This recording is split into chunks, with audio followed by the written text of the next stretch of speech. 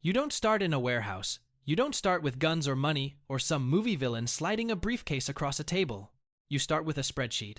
The border isn't a line on a map when you grow up here. It's a sound. Metal scraping concrete. Engines idling at 5 a.m.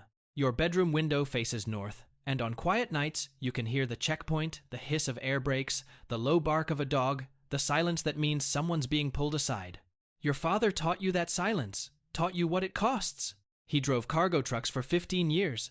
Legal work, bottled water, auto parts, agricultural supplies. He knew every agent by first name, every lane by personality. He understood that a border isn't crossed by force. It's crossed by paperwork, by patience, by making yourself boring enough that nobody looks twice. You grew up thinking that was wisdom. You were right. You just didn't understand whose wisdom it was yet. At 20, you're processing shipping manifests for a freight company that pays you just enough to keep you from quitting. You share an apartment with 2 cousins. You eat rice 4 days a week. You're not desperate in the dramatic sense. No one's threatening you. Nothing's on fire. You're just slowly becoming invisible. Average in a city that chews average people into dust. Then a man named Rhea takes you to lunch. White tablecloths, cold water in a real glass. He's polite. Measured. He talks about an import-export business that needs someone who understands cross-border logistics. Agricultural equipment. Auto parts. He says the hours are long and the pay is cash. 5 times what you currently make. He gives you 24 hours to decide. You wait until morning to call. Not because you're unsure, because you don't want to sound like a man who's been waiting by the phone. You have been waiting by the phone. The first 3 weeks are exactly what he described. Real shipments, real paperwork, legitimate cargo moving through legitimate channels. You wonder if you overread the situation. Maybe it really is just import-export. Maybe you're the suspicious one. Then you notice the wait. Not because someone tells you. Because your father taught you to read a truck the way musicians read sheet music, in the suspension, in the lean, in the subtle way. The rear axle compresses when something is heavier than the manifest claims. Every 5th shipment, 40 to 60 kilos over. You say nothing. Rhea notices that you noticed. That you processed the paperwork anyway. That you didn't flinch. That's your real interview. You pass without saying a word. The second warehouse is different. No coffee machine, no clean floors. 3 men under fluorescent lights, working with calipers and heat sealers like they're building something that requires precision, because they are. The extra weight is methamphetamine, packed inside hollow equipment frames, sealed with factory-spec welds, painted over with industrial coating that smells like grease and steel, and nothing suspicious at all. Rhea walks you through the system the way an engineer explains tolerances. The chemical masking, the vacuum sealing, the layered concealment that turns a drug shipment into the most boring piece of agricultural equipment a customs agent has ever waved through. You listen. You ask one question. What about the dogs? He smiles.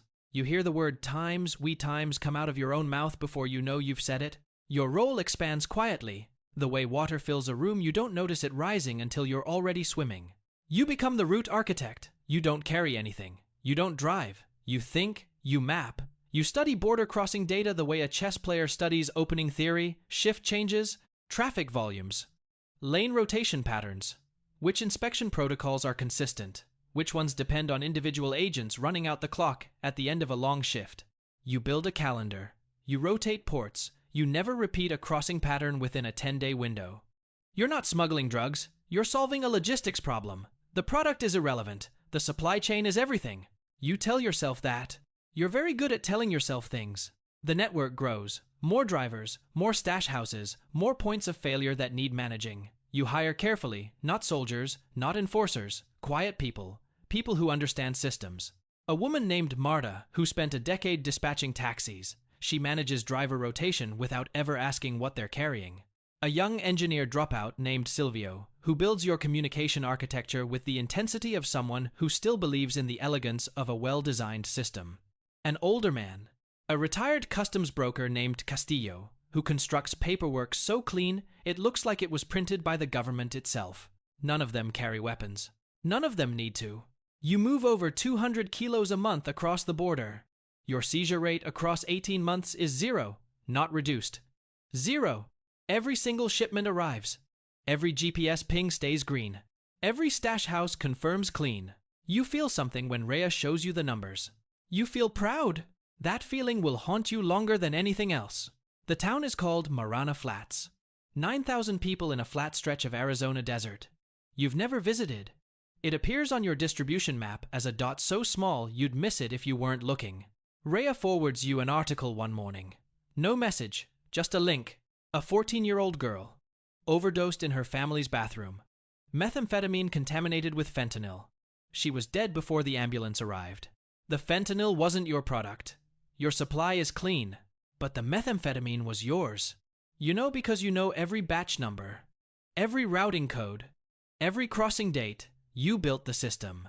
You can trace that shipment backward through time, like following a thread through a maze, your warehouse, your driver, your corridor, your schedule, your signature on the manifest that moved those kilos from one country to another. You close the article. You open your scheduling software. You have a Tuesday crossing to finalize. You save her school photo to a folder on your phone. She's wearing a soccer jersey. She's smiling at something off camera. She looks like someone's whole world. You don't know why you save it. You tell yourself you'll delete it later. You never delete it. Some nights you look at the photo. Then you look at the GPS dashboard. Green lights all the way down the corridor. Clean deliveries. Perfect logistics. You used to think the distance between those two things was enormous. Moral geography. An ocean between your desk and what happens at the end of the supply chain. Lately it feels like a door you chose to walk through and keep walking through every single Tuesday. The network starts bleeding from the edges. Arrests in Phoenix. A distributor who talks. Stash house addresses surfacing in DEA briefings. Your dead man switch triggers on a Thursday afternoon, 48 hours since the last check-in from a driver who won't be checking in again. Every device in the network wipes itself clean in under 10 seconds. 18 months of operational architecture. Gone. It works exactly as designed. Then Rhea disappears. No arrest, no headline, just absence. His phone rings once and goes silent forever.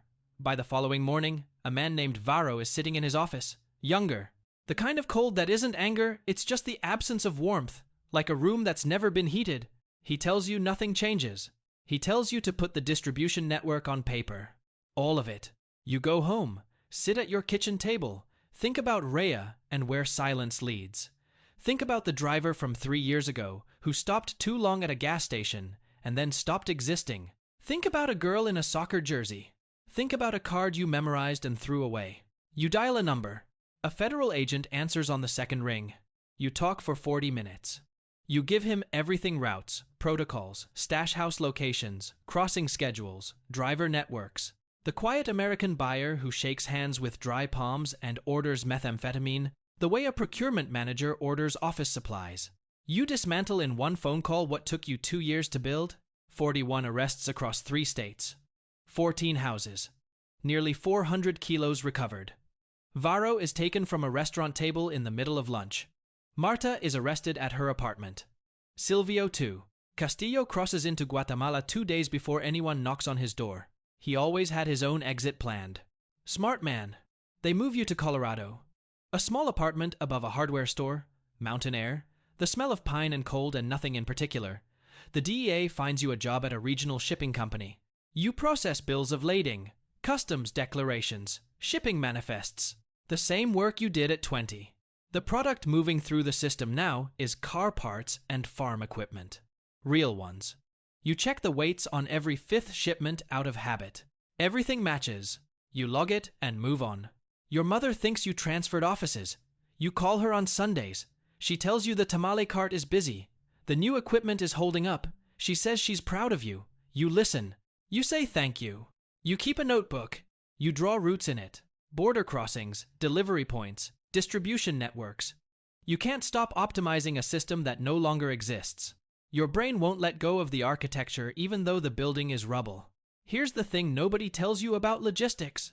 The cartel isn't run by the men with guns. Those men are loud and visible, and they get the headlines and the Netflix series. But the organization runs on something quieter. It runs on people like you. People who understand that moving product from a lab to a street corner is, at its core, an inventory problem, a routing problem, a paperwork problem. Someone has to schedule the trucks, someone has to rotate the phones, someone has to make the numbers match. The men with guns are the face of it.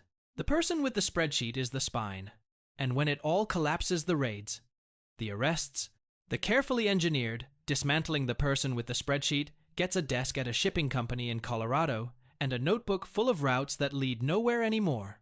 Somewhere right now, a 20-year-old at a freight company is looking at a manifest. Something doesn't add up. The truck is sitting a half-inch low on its rear axle, he noticed. He's deciding whether to say something. He has about 30 seconds before the decision makes itself. This story is fiction. The supply chain it describes is not.